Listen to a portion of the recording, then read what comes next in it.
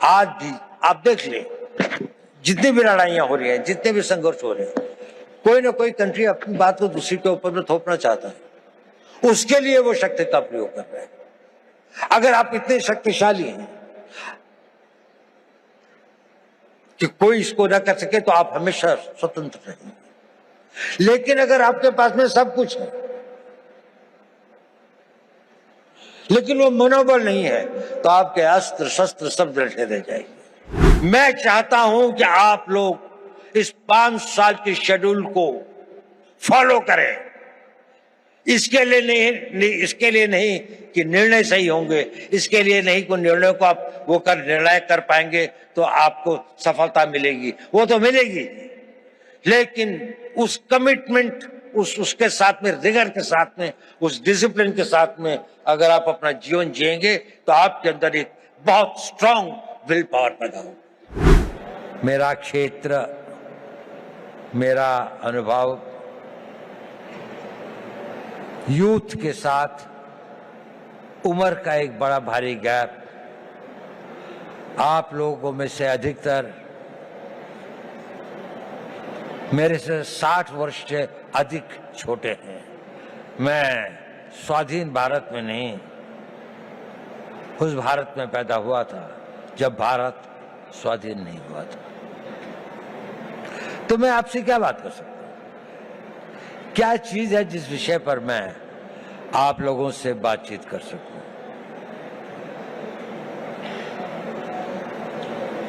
जब मेरा यौवन था तो उसको मैं भूल चुका, बहुत समय हो गया, और जो आपका युवा काल है उसके अंदर इतना परिवर्तन आ चुका है कि मुझे कई चीजों का ज्ञान भी नहीं है। लेकिन एक चीज बड़ी कॉमन है, मैं जब युवा भी था और आज भी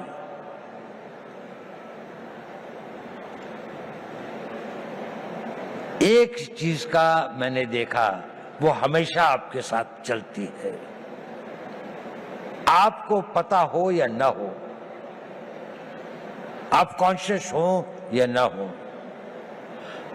चीज बहुत छोटी है लेकिन वो आपके जीवन की लोकाई को डिटरमिन करती है, उसकी गति और उसका क्या अंत में वो कहां पहुंचेगी इसका निर्णय करती है।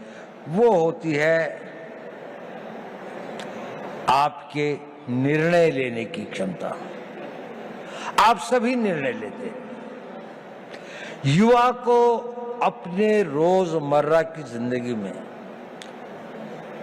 छोटे निर्णय और बड़े निर्णय करने पड़ते हैं, और जैसे जैसे आप बढ़ते जाएंगे छोटी सी बात से और बड़े बड़े निर्णय आप लोगों को ही लेने पड़ेंगे। भारत तो विकसित होगा ही। भारत जिस गति और जिस रफ्तार पर प्रधानमंत्री मोदी जी इसको ले आए हैं, ये एक ऑटो मोड में भी चलेगा और विकसित हो जाएगा। लेकिन प्रश्न यह है कि इस विकसित भारत का नेतृत्व कौन करेगा, वो कितने सक्षम होंगे। और नेता की सबसे बड़ी शक्ति जो होती है, सबसे बड़ा हुनर, सबसे बड़ी योग्यता वो होती है कि वो सही निर्णय लेता है, समय पर निर्णय लेता है और अपनी पूरी आस्था और उसके साथ उन निर्णयों पर कार्यान्वित करता है। तो अगर आपको भारत के विकसित भारत का नेता बनना है, किसी भी क्षेत्र में हो, साइंस में हो, टेक्नोलॉजी में हो, सिक्योरिटी के क्षेत्र में हो, आपको निर्णय लेने पड़ेंगे और यह निर्णय लेने की क्षमता आपको अभी से विकसित करनी पड़ेगी। आप लोगों ने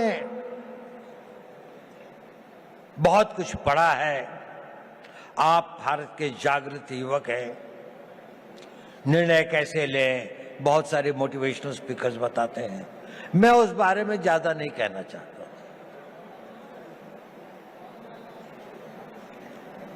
मैं छोटी सी बात कहना चाहता हूं, आप जब निर्णय लें तो आज के लिए नहीं, अपने आने वाले उस भविष्य के लिए निर्णय लें। दूरदर्शी भाव से निर्णय लें। आज का निर्णय तो लगता है कि ठंड बहुत है, रजाई में बैठे रहें, लेकिन अगर आपको कंट्री को रिप्रेजेंट करना है तो आपको लगता है नहीं, मुझे 4 बजे दौड़ने के लिए जाना ही चाहिए, मुझे अपनी फिजिकल फिटनेस रखनी चाहिए। अभी 1 जनवरी को कई लोगों ने बहुत सारे निर्णय लिए होंगे। कल से पक्का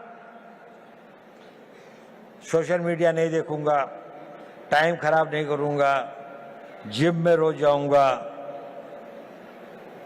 खूब दिल लगा के पढ़ाई करूंगा। कुछ करते हैं, कुछ नहीं करते। सही निर्णय लेना बहुत जरूरी है, बहुत आवश्यक है। अपने निर्णयों को दूरअंदेशी से करें। हर निर्णय को लेने के साथ ये सोचें कि इस निर्णय के बाद मेरा अगला निर्णय क्या होगा, अगला कदम क्या होगा। एक कदम उठाने से पहले अगले 2 कदम की सोचें। जीवन के अंदर में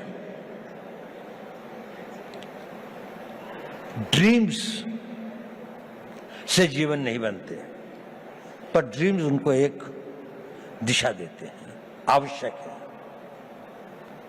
उन ड्रीम्स को डिसीजंस में बदलना पड़ता है और उन डिसीजंस को लाइफ की रियलिटीज में बनना पड़ता है। कुछ लोग जो इसे कर पाते हैं वो सक्सेसफुल हो जाते हैं, उन्हें सफलता प्राप्त होती है। बाकी लोग ड्रीम्स के से और डिसीजन तक के कुछ वाक हो जाते हैं, कुछ डिसीजन से इम्प्लीमेंटेशन तक में भटक जाते हैं, तो गंतव्य तक नहीं पहुंचते।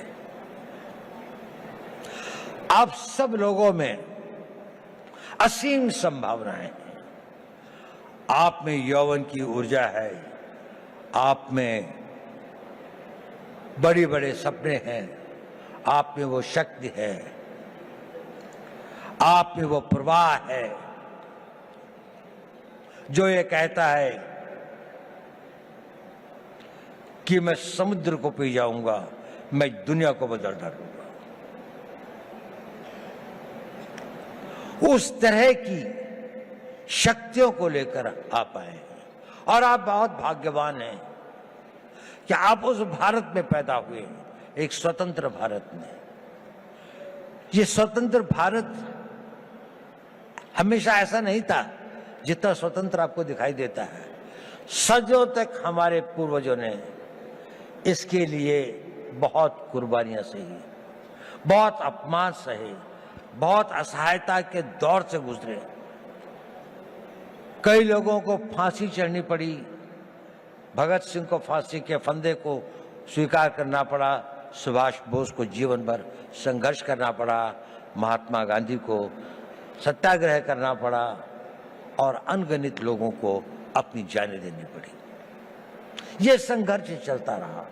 हमारे गांव जले, हमारी सिविलाइजेशन को समाप्त किया गया, हमारे मंदिरों को लूटा गया और हम एक मूक दर्शक की तरह असहाय होकर इसको देखते रहे। ये इतिहास हमें एक चुनौती देता है कि ये उस भारत का आज हर युवक के अंदर वो आग होनी चाहिए कि मैं, प्रतिशोध शब्द अच्छा तो नहीं है, लेकिन प्रतिशोध भी अपने में एक बड़ी भारी शक्ति होती है। हमें अपने इतिहास का प्रतिशोध लेना है। हमने इस देश को फिर वहां पहुंचाना है जहां पर हम अपने हक, अपने विचार और अपनी आस्थाओं के आधार पर एक महान भारत का निर्माण कर सकें। हमारी एक बड़ी विकसित सभ्यता थी। हमने किसी के मंदिर नहीं तोड़े, हमने कहीं जाकर लूटा नहीं, हमने किसी बाहर के लोगों के ऊपर आक्रमण नहीं किया, जबकि सारी दुनिया बहुत पिछड़ी थी। परंतु क्योंकि हम अपनी सुरक्षा और हम अपने आप को समझ नहीं पाए कि हम को क्या खतरे हैं, हम उनके प्रति उदासीन रहे, तो हमें इतिहास ने एक सबक सिखाया। क्या हमने वह सबक सीखा?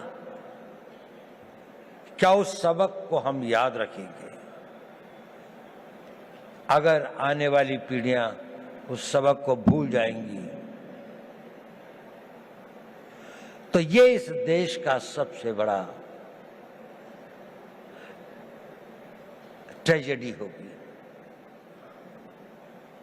सेंट पीटर्सबर्ग के अंदर में एक बहुत बूढ़ा रवि रहता था, यू।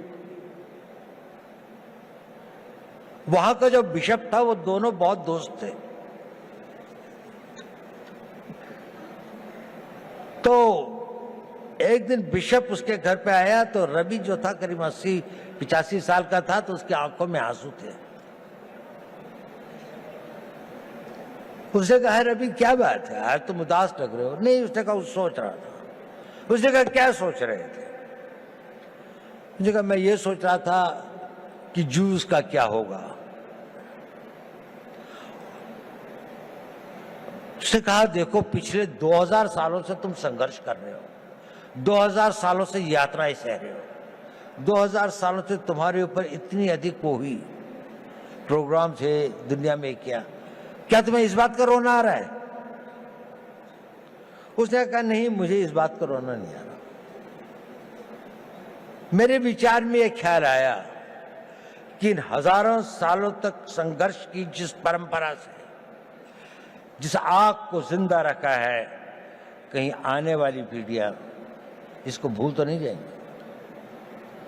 और भूल तो नहीं जाएंगी कि हमें अपने आप को फिर से शक्तिशाली बनाना है, अपनी रक्षा करनी है। ये भाव था, ये बड़ा पावरफुल सेंटिमेंट है, और हमें अपने उस सेंटिमेंट से ही प्रेरित होना चाहिए।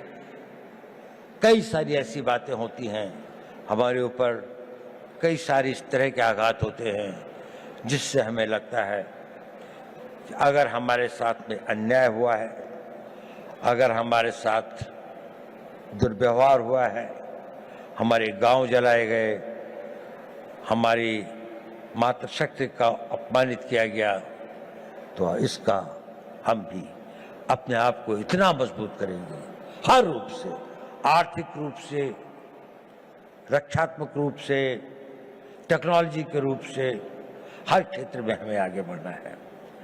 तो मैंने ये बताया कि आवश्यक है कि आप जीवन में सही निर्णय लें और निर्णय लेने की शक्ति बनाएं। मैं उस पर ज्यादा नहीं बोलूंगा क्योंकि आप लोग काफी जागरूक। मैं एक दूसरी बात पे कुछ कहना चाहता हूं। प्रश्न इस बात का यह जरूरी है कि आप सही निर्णय लें, लेकिन सही निर्णय लेने के बाद भी वो निर्णय पर आदमी चल नहीं पाता। It is important that you take right decisions, but it is more important that you make your decisions right. आपने अगर निर्णय लिया तो आप उसे सही बनाएंगे, और डिसीजंस राइट बनाने में ही कठिनाई होती है, वहीं पर संघर्ष करना पड़ता है। इस अपने डिसीजंस को जो आप लेते हैं उनको राइट करने के लिए आपको खटना पड़ता है, साधना करनी पड़ती है, मिटना पड़ता है, जल तिल तिल भर के जलना पड़ता है, और लंबे समय तक चलना पड़ता है। एक दिन में सपने पूरे नहीं होते, एक किसी काम को करने से मंजिल नहीं मिलती। ये छोटे छोटे कई काम होते हैं जो आपको करने हैं। देखिए, मोटिवेशन टेम्पररी होता है, जरूरी है, लेकिन मोटिवेशन कुछ क्षण, कुछ घंटे, कुछ दिन आपके साथ रहता है। आपका डिसिप्लिन इंड्योरिंग होता है, वो आपके साथ रहता है। उस मोटिवेशन को परिवर्तित करना पड़ता है, अपनी लाइफस्टाइल में परिवर्तित करके उसको डिसिप्लिन में लाने में। जब आपके जीवन का वो भाग हो जाता है तो कुछ दिनों में वो आपका आदत हो जाती है और फिर वो परमानेंट हो जाता है। आप सोचते हैं कि मुझे सवेरे 3:30 बजे या 4 बजे उठना चाहिए। पहली बार शायद आप किसी बात से मोटिवेट हुए होंगे कि किसी ने कहा होगा कि आप अगर सवेरे उठते हैं, आप अगर अपना फिजिकल फिटनेस ठीक रखते हैं, आप योगा करते हैं, समय लगता है उसके लिए।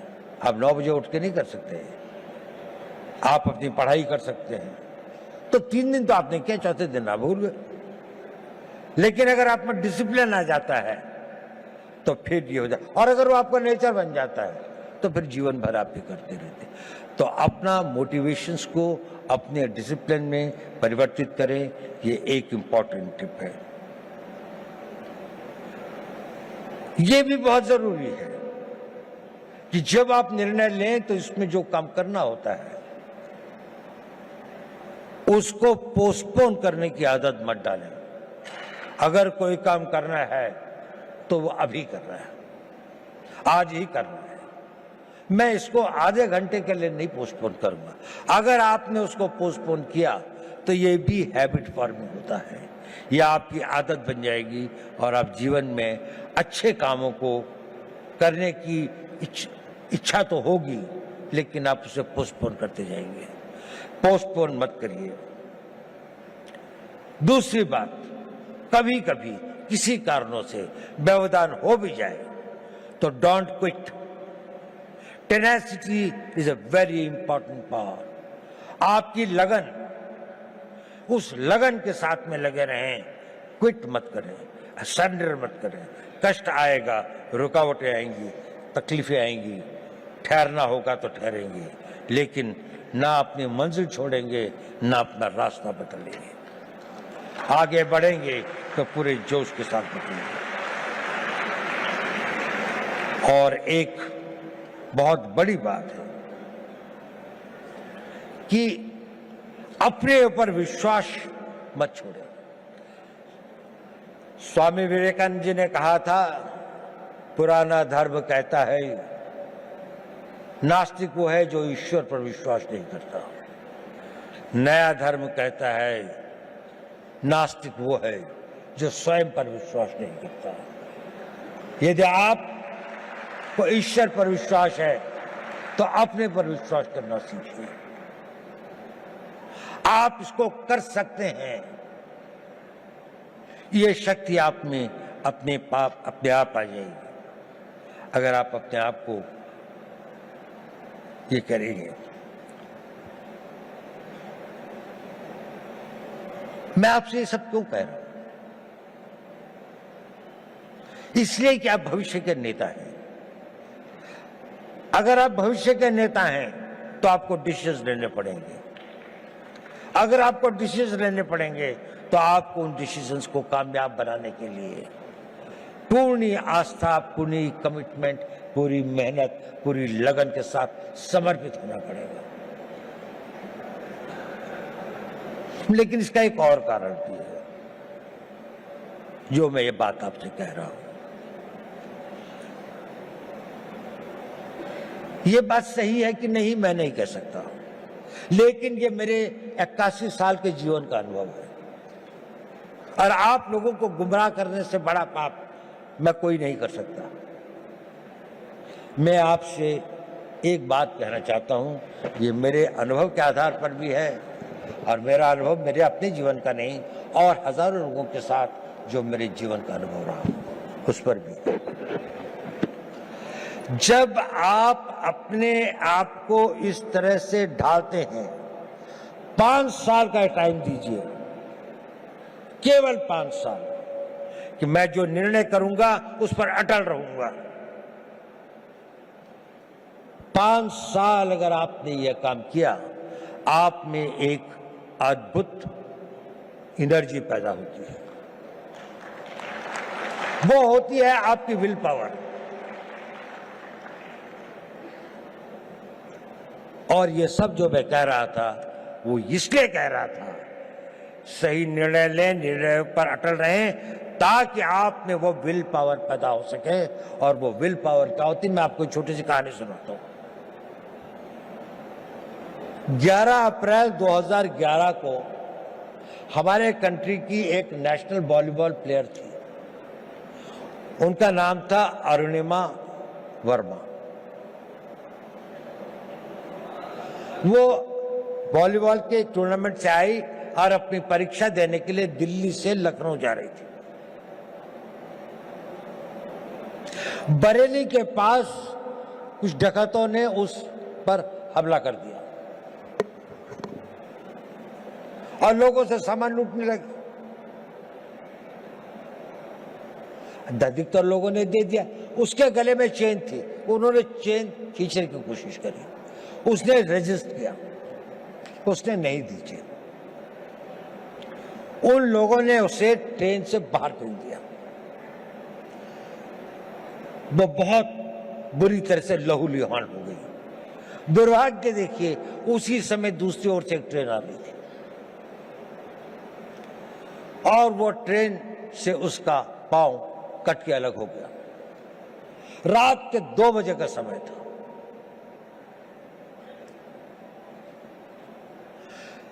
उस पटरी के ऊपर कई बड़े बड़े चूहे थे।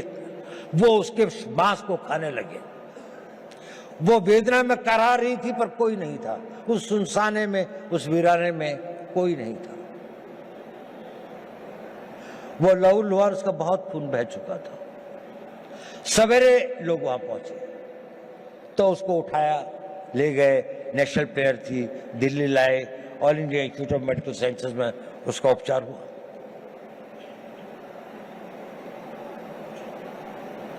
और उसकी पूरी टांग काट दी गई, एम्प्यूट करनी पड़ी।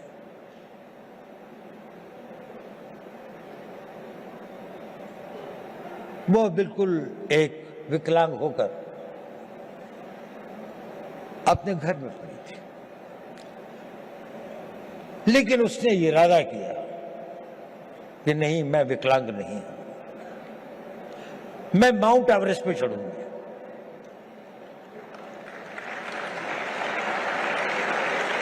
डॉक्टर्स ने कहा कि इस तरह की टांग से तो कोई चढ़ ही नहीं सकता और इसको भी स्टेबलाइज होने में तो कई साल लग जाएंगे।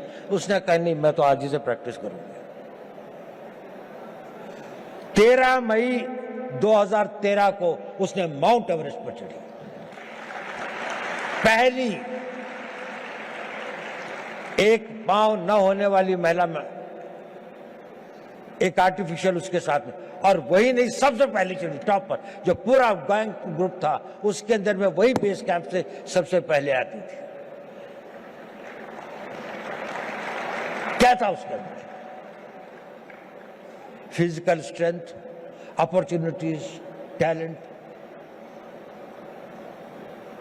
इस सबसे ज्यादा उसके अंदर वो विल पावर थी। और वो विल पावर उसके साथ में एक दिन में नहीं आई। जब उसके जीवन को लोगों ने पढ़ा, समझा, उसने बचपन से ही अपने अंदर एक ऐसी शक्ति पैदा की थी कि जो उसकी स्ट्रॉन्ग विल पावर थी। मैं चाहता हूं कि आप लोग इस 5 साल के शेड्यूल को फॉलो करें। इसके लिए नहीं कि निर्णय सही होंगे, इसके लिए नहीं कि निर्णय को आप निर्णय कर पाएंगे तो आपको सफलता मिलेगी, वो तो मिलेगी, लेकिन उस कमिटमेंट, उसके साथ में, रिगर के साथ में, उस डिसिप्लिन के साथ में अगर आप अपना जीवन जिएंगे तो आपके अंदर एक बहुत स्ट्रांग विल पावर पैदा होगी। और वो विल पावर एक इतनी बड़ी शक्ति होती है कि आप जो चाहोगे वो कर सकते हो। आप उसकी इच्छा करोगे, वो इतना बड़ा फोर्स मल्टीप्लायर होता है कि वो आपकी physical energy, mental calibre, mental talent वगैरह, एवरीथिंग एल्स, वो सब कुछ जीतती हुई आप देखोगे कि जीवन में ये असंभव चीजें क्यों होती हैं। अब तो मेरे अंदर इतनी शक्ति रह भी नहीं गई थी, अब तो शायद मैं नहीं इसके काबिल हूं, लेकिन वही हो जाता है क्योंकि आपके अंदर वो ये डोरमेंट शक्ति ईश्वर अपने द्वारा बनाए हुए हर इंसान में देती है, लेकिन 99% की बिना जागृति खत्म हो जाती है। कुछ लोग इसे जागृत करते हैं और वो अपने डिसिप्लिन से और उसको अपना नेचर बनाकर जागृत करते हैं। आप अपनी उस इच्छा शक्ति को बढ़ा सके, वही इच्छा शक्ति एक राष्ट्रीय शक्ति बनती है। लड़ाइयाँ क्यों लड़ते हैं हम लोग? कोई हमसे साइकोपैथ थोड़ी हैं कि दुश्मन की लाशें हों, डेड बॉडीज पड़ी हों, कटे हुए गड्ढे हों तो हमें कोई बहुत संतोष या बहुत सुकून मिलता है। इसके लिए नहीं रहती लड़ाई।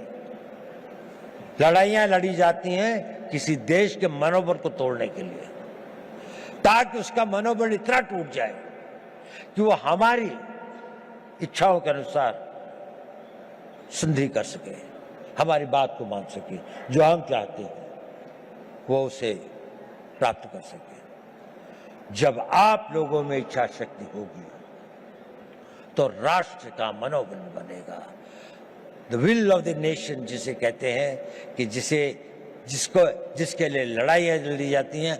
आज भी आप देख लें, जितनी भी लड़ाइयाँ हो रही हैं, जितने भी संघर्ष हो रहे हैं, कोई ना कोई कंट्री अपनी बात को दूसरी के ऊपर में थोपना चाहता है, उसके लिए वो शक्ति का प्रयोग कर रहे हैं। अगर आप इतने शक्तिशाली हैं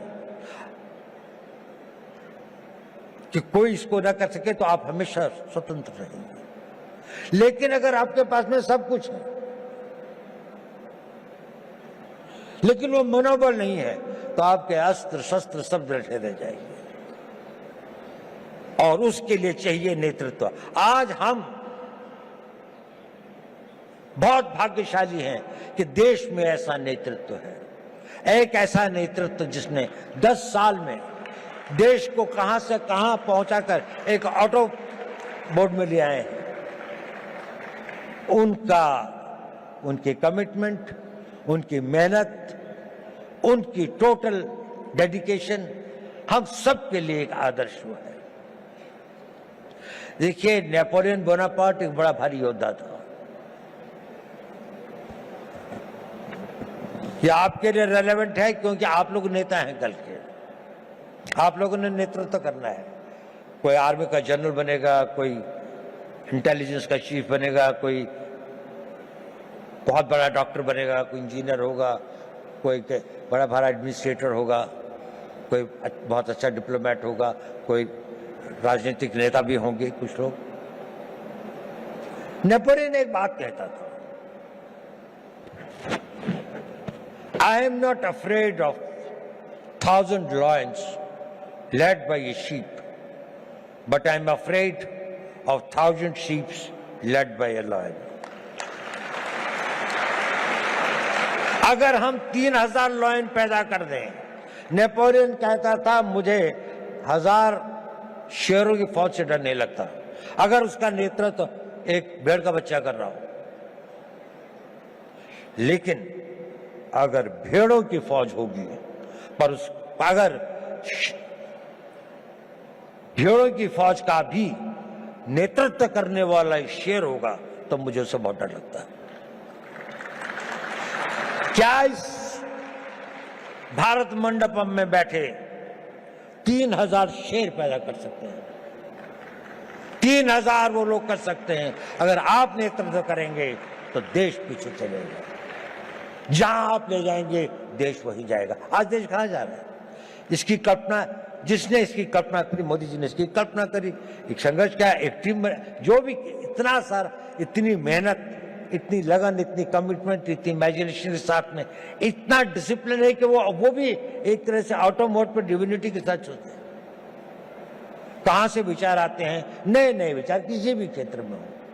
हम लोगों का तो थोड़ा स्पेशलाइज क्षेत्र है, उसमें भी मैं देखता हूं हमेशा उनको कोई एक नया विचार, एक नया वो आता है उस विल पावर से, उस टोटल कमिटमेंट से, उस पूरी की पूरे समर्पण से।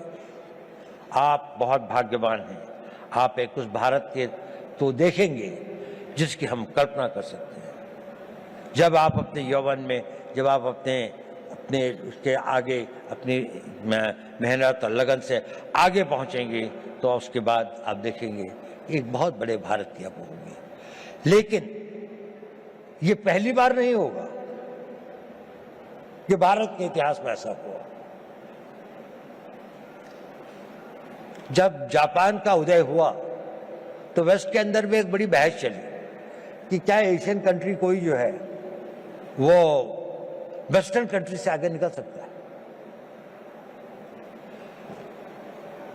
तो मैलिस एंडरसन करके एक हिस्ट्री के कैम्ब्रिज यूनिवर्सिटी के अंदर में एक हेड ऑफ द डिपार्टमेंट थे, उनसे कहा गया कि एक स्टडी की जाए कि ये इकोनॉमी जो है इसका क्या इतिहास रहा। तो मैलिस ने किताब लिखी जिसका नाम है वर्ल्ड हिस्ट्री ऑफ इकोनॉमी, और उसने वो फर्स्ट सेंचुरी से लेके 19th सेंचुरी तक लिखी, और उसमें उसने कहा कि इसमें से 1700 साल तक अधिकतर इंडिया की नहीं तो कभी कभी चाइना की इकोनॉमी ही वर्ल्ड की सबसे बड़ी इकोनॉमीज थी। और बड़ी नहीं थी कि टुगेदर इन दोनों के बीच में लगभग 55 to 60% इकोनॉमिक पावर थी, बाकी सारी दुनिया में 40%। भारत ने बहुत बड़ी बड़ी सक्सेसेस देखी हैं। हमें 150-200 साल लगते हैं। ऐसे कई बड़े कालखंड आए हैं जिसमें वो अपनी पराकाष्ठा पर था, साइंस की, टेक्नोलॉजी की, आर्थिक विकास की, लेकिन हम वहां से गिर भी सकते हैं। There is nothing permanent in life. आपको अपने हर दिन की उसकी रक्षा प्रतिदिन करनी पड़ती है। ये एक परपेचुअल स्ट्रगल होता है। नेशनहुड और राष्ट्र को मजबूत रखना ये एक निरंतर संघर्ष है, जैसे कि आपका भी संघर्ष निरंतर है। ये कभी समाप्त नहीं होता। आखिरी सांस तक आपका जीवन तब तक सार्थक है जब तक आप सोचते हैं कि मेरे लिए करने के लिए कल भी कुछ है। अगर आपके पास कल कुछ नहीं है तो आपका जीना बेकार है। आप सोचते हैं और जो कल मैंने करना है वो डिसिप्लिन आपके अंदर वो इच्छा शक्ति पैदा कर देगी, उसके लिए शक्ति भी आएगी, समय भी होगा, संयोग भी होगा, और आप उसे कर भी पाएंगे और आप कामयाब हों। मेरी यही शुभकामनाएं आप लोगों को मेरा बहुत बहुत। आप भारत के भविष्य हो, के कर्णधार हो, आप लोग फले फूले मेरे। আমাদের ভিডিও ভালো লাগলে লাইক এবং শেয়ার করুন, কমেন্ট সেকশনে গিয়ে জানান আপনাদের মতামত। আরো ভিডিও পেতে আমাদের চ্যানেল সাবস্ক্রাইব করুন এবং প্রতি মুহূর্তে খবরের আপডেট পেতে প্রেস করুন বেল আইকন।